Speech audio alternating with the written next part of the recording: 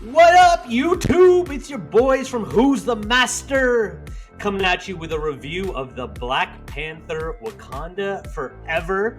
We're going to do things a little differently. We're going to do our non-spoiler review up top. We realize that not all of you have seen the movie, although judging by those box office numbers, I may be a little bit wrong about that. All of you may have already seen the movie. With that being said, we're going to go ahead and kick things off forever, but before we do, we got to throw our shout-outs to somebody. We had a lot of good Batman over the years. Michael Keaton was lit. Christian Bale was it. I'm not going to say anything about Robert Pattinson. Bars. Yeah. Hey, Adam West, you did your thing back in the 60s, man. Adam West, you kept it. It was classic. Yeah, man, you set the bar, in the 60s. You made it so we could have live-action Batman, but there was only one GOAT Batman. R.I.P. to that GOAT. R.I.P. Kevin Conroy. You will be missed, man. You are the greatest Batman of all time. Don't let anybody ever tell you differently. Now, let's go ahead and get on to the review. We had a lot to talk about with this movie, even while dividing it up between spoiler and non-spoiler reviews. So let's go ahead and get it kicked off at first. We're going to start out with what's the good, what's the Gucci? V, we'll let you kick this off. Give us the Gucci of this movie, and then we'll go ahead and add our thoughts. I think the primary Gucci for me was the direction. Ryan Coogler, I've said it many times on this show, he keeps it 100 with us. We never get failed from the direction of a movie that he's a director of, and this is no different. The dude is 100. Great directing in this movie, great performances in this movie. I think a standout would be Angela Bassett, Letitia Wright. I mean, they were absolutely wonderful. Yeah, the performances were great. Now, you talk about the direction. There was a little directorial choice he made right before the movie started up. Tell us a little bit about what happened right before the movie started up. So Ryan Coogler, what Ancho, said earlier, he gave us a moment of silence to mourn the star of Black Panther. And, I thought it was pretty unique. It was pretty cool. And they showed all his footage from the previous movie. So I thought that was a great way to kind of get you in the mind frame of what type of film they were presenting later on. Yeah, it really set the tone because this movie, we'll talk about this a little bit, but the whole movie is basically about mourning one person. And that's, in the movie, T'Challa, and in real life, Chadwick Boseman. And it did, to certain effects, and like I said, we'll talk about that a little bit later, but it definitely set the tone early on. Speaking of other things this movie did that was unique, we had a representation of Tula Khan, the city of Atlantis, in the Marvel Comics. Vince, talk to us a little bit about how Tula Khan looked in the movie and if you thought that they did a good job with that. Good job. We'll call that an understatement. Because this shit was lit. I mean, once again, Ryan Coogler keeps it 100 for us. He loves his fans, and he gave us a lot of fan service. It was absolutely beautiful. I mean, I can't speak more highly of the presentation of Tula Khan in this movie. I think that it was everything that Wakanda was for fans in the first movie. We got to see that in this second movie, and I thought it was absolutely beautiful. Yo, y'all don't know this, but nobody loves underwater scenes like our boy Ecclesi over here. He's basically he's a little mermaid of Who's the Master. Here we go. I know you're excited about the most boring Avatar trailer of all time because of the underwater scenes. Now, this one, they made the underwater, they did some creative choices that are a little bit different than what we're used to. Why don't you talk about that a little bit? I mean, did they really, though? It looks kind of like Aquaman, but it was great performance, what I'm saying? It was a great presentation, I should say, and it coupled with the music choice that they brought in when you went underwater, it's almost like, Ryan Coogler likes his music, but the way that they set that up, and then you saw the different, floating, I would say how the Tula Khans, how they mingled and how their society was. It was an epic moment. Like Ryan Coogler, like Vince said, in certain aspects of this movie took you to the high of highs. He actually gave us the first Marvel film since Endgame, and I've only think there's only like 4 or 5 real Marvel films. The rest of them are just movies. Guys, I'm going to apologize on behalf of Who's the Master because nothing should ever be compared to the trash that is Aquaman. It was not like Aquaman. It was way better than Aquaman. And there's some stuff in the spoiler review that I'll talk about in particular in which it took it past Aquaman. I didn't compare levels. it to Aquaman. I just said the way that they shot the underwater man, scenes is like how Aquaman was shot. Yo, you brought up another good point. The music was lit. The music was fire. The soundtrack on this is one of the better soundtracks, maybe one of the best soundtracks of a superhero film that I can remember. Yeah. Any thoughts from you guys on the music in particular? Yeah, I think the music, and I'll let you go in a second, Vince, but I wanted to jump on this. Ludwig Göransson, he's a very peculiar, composer. probably the work that got him good was Sicario. You know, I know a lot of people seen that movie. There's a lot of horns in Sicario, so when you go back and listen to Black Panther, you can see the difference. But that scene where he introduced, where Shuri introduced herself as Black Panther, the way the music was blaring in the IMAX theater, I can't speak of any other theater, the way the crowd reacted to it, you know what I'm saying, that was a great thing. Just all the music choices, even when he put the Red Hot Chili Peppers in there, that was a good choice. So, you know, I just thought it was a very top 10 mark as far as sound editing and music in this movie. Yeah, way better than Black Adam, right? Black Adam had a good score, but the popular music choices they made were trash. Horrible, V, what was your thoughts on the music, real quick? This is our first time doing the Gucci. The music was Gucci. I mean, it's the definition of it. If this is our first time doing it, we couldn't ask for a better soundtrack on a movie to set the tone than this movie right here. I mean, when we talk about our first time doing the Gucci, hey, soundtrack, give it 2 Guccis in a circle, whatever it might be. This shit was lit. So one more thing about the soundtrack, it was so cold that I would have to say that this is a soundtrack scene.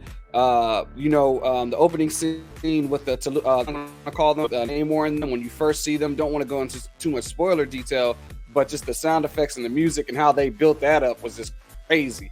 Yeah, pull up the soundtrack on Spotify. It's well worth a listen. Yo, Vince, you touched on performances earlier.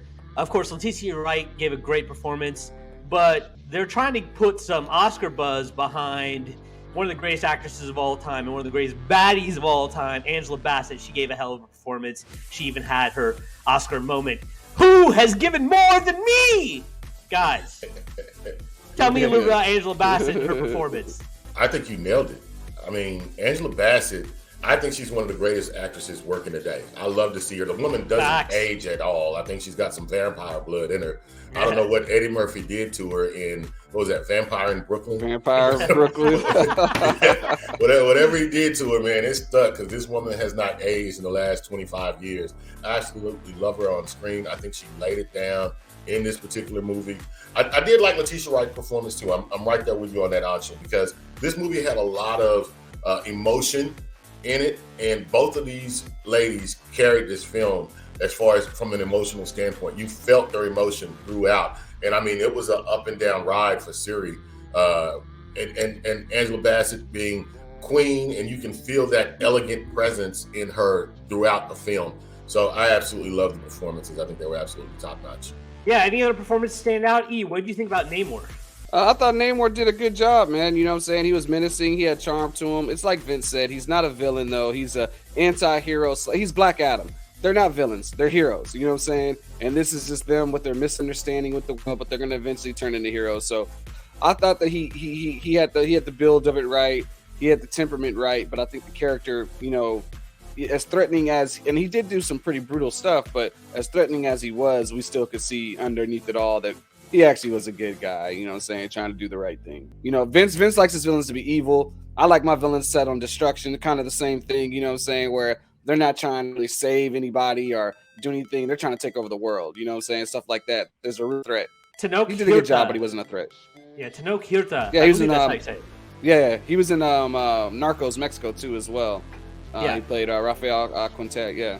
Well, guys, it's not all Gucci, right? There was some stuff that we didn't love, and there's some stuff that we hated, but let's start with the stuff we didn't love. Let's start with the busted. We had some issues with the plot. In particular, not just that the plot was bad, but that they were trying to rush too much stuff and it got a little compressed. Go into a little bit more detail about some of our issues with the plot. Yeah, I mean, it was just all over the place. You know, you have these emotional moments, and you have the walking human MacGuffin, Riri Williams, get entered into the film. You have a side plot with the chick from Seinfeld and The Hobbit, and, you know, you got that going on. Then you go down, you reach a little bit of back history on them. So I'm not trying to get into spoilers or anything, but I think it was just all over the place. What was the plot of the movie? Like, if you really think about it, what was the plot of this movie? It was more of an experience, in my opinion, as opposed to a plot, like kind of like a collage of scenes. But Vinny, what are your thoughts?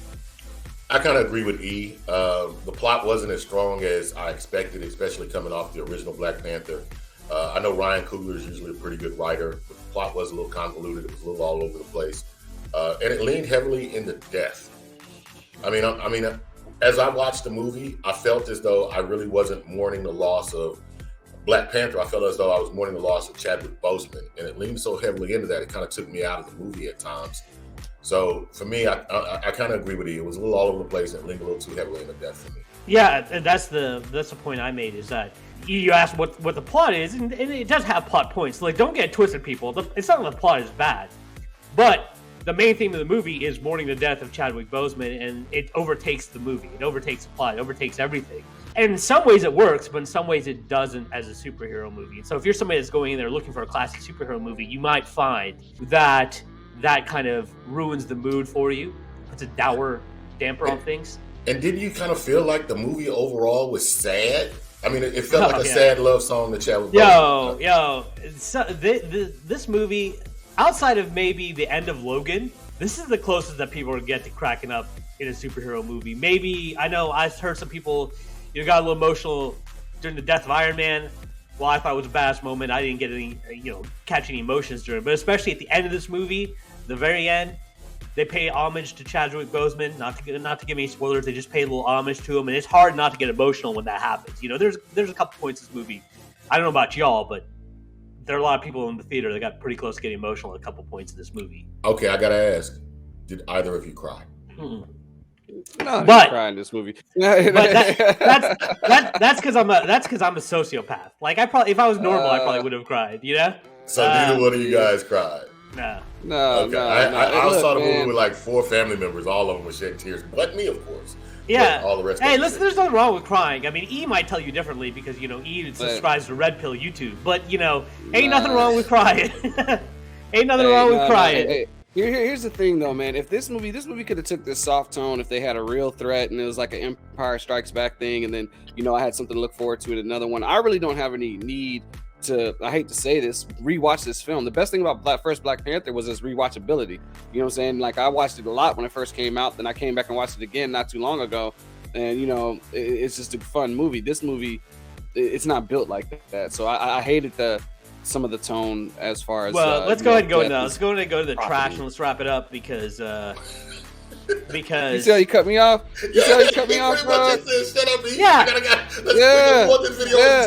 up, E. You're jumping ahead, E. You're jumping ahead. I'm trying to jump ahead to anything. I just regurgitated what you regurgitated. I didn't add not one new thing. That's messed up, man. That's messed up. I gotta keep hey, this yo, I gotta, y'all don't know how hard it is. Y'all don't know how hard it is. I feel like a parent sometimes, man. I'm trying to get these people to get on time. You two just sat there and talked about it for 2 minutes, dog. I just jumped in later. What the hell are you talking about? I gotta lecture these people. I gotta lecture these people to try to get them to take pictures of themselves so we can put them on the YouTube page. You don't know how hard it is sometimes, man. These people. That was hilarious. Listen, I have kids for a reason, y'all. Why are we still talking about these this, make me feel like a. See how that goes? That's messed up. All right, E, you got a lot of feelings about this movie. No, I don't want to say anything now, man. Let us all right, cool. His emotions. It's more time for you guys. The movie didn't do it, but that did. Yeah. All types of emotions. All right, the trash, guys. We have a ton of trash. At least not non-spoiler trash for this movie. Some of us are gonna have some things to say in the spoiler review, so that's a little tease for y'all. But yeah, we thought there were a lot of unnecessary plot points, and we'll go into a little bit more detail about that in the spoilers. But some creative choices they made during the plot did not make some of our crew members happy. Let's just put it that way. And once again, it's something that we can't go into too heavy detail. But if we're talking about just straight technical stuff, directing points, acting points, and the overall feel of the movie and the overall enjoyment of the movie, we don't have a lot of trash to give on this one. But yeah, stay tuned because one of us is going to have some fire to spit during the spoiler reviews. All right, and I think we might already know who that is, judging by the temperament that they've had during this review. So, well, that's you. Let's go ahead and give the score. All right, V. Elders first, man. You go ahead. Overall, I thought it was a good movie, to be honest with you. I really didn't have any problems with it. I think that they handled Black Panther, Chadwick Boseman, I think they handled his death about as well as could be expected. So for me personally, I enjoyed the movie. I think it's one of the, might not be top 10, but it's kind of right there on the edge of top 10 as far as the Marvel Universe goes, as far as Marvel Phase 4 goes. I think it's one of the top tier movies right along with the most recent Spider-Man movie. So for me, I give it an 8. I say it has the glow. So I'm on the same boat with you are. Now, I have definitely seen some people that did not like the third act. They thought it was too much of a CGI fest. I thought that, once again, not to get into spoilers, I thought they did a good job of tying emotion into this last act to make it stand out a little bit more than your regular CGI final acts. But not everybody agrees with me on that. With that being said, that last act and my enjoyment of that last act pushed it into the glow territory for me. I'm going to give it an 8. So you like the emotional journey? I did. No, E. We need you to save a lot of the stuff you're going to save for the spoiler talk. So just keep that in mind. But go ahead and give your score. I'm not going to mention that. I'll say it like this. Ryan Coogler, you know what I'm saying? He gave a great film. He did what he had to do. It is an event, especially since he lost his lead. It was during COVID. So to pull all this together with all that stuff, didn't he get like racially profiled not too long ago too? You know what I'm saying? All this stuff happened. I think it did. Yeah. So like Ryan Coogler's going through all this, and to put this film together, like I said, it's an actual film. It's not a Marvel movie. It's an actual film. But there are some things that, so technically I can't say anything bad about it as far as camera work, cinematography, the sound design, the mix, and all that stuff. But plot-wise, there's just some things I just can't get on board with. So I have to lower it. I'm giving it a 6 out of 10. You know what I'm saying? It's above average. Technically it's a superb film. It's a top 5 Marvel film. Actually, probably top 3 or 4 Marvel film as far as the technical aspect goes. But the plot and certainly the imagery in there, I just can't ride with it. 6 out of 10. Interesting. So some of you may be wondering. Wow. Some of you may be wondering. Well, that doesn't make any sense. It didn't sound like he had a lot of bad things to say about that. Well, that's because we're talking non-spoilers. We're about to hit you up with a spoiler-filled review. I think a lot of you will find this very interesting. We're gonna have a lot of anger in this next one coming up. But until next time, dude, don't be blowing me up like that. He hates Ryan Coogler. That's what it is. Well, did you say earlier that he hated black women? We might be seeing some of that come up later. Who said that? That was in the Shogun Showdown, I believe. Vince took your head with that one. So, guys. Oh, that was a lie. Make sure you check out the spoiler review. Make sure you check out the spoiler review. And until then, make sure you hit that subscribe button, hit that notification bell to be notified when we drop some more of these videos. Go ahead and jump up in that comment section and tell E that he's an angry black man. And until next time, peace. Oh, it's like that. Who's the master?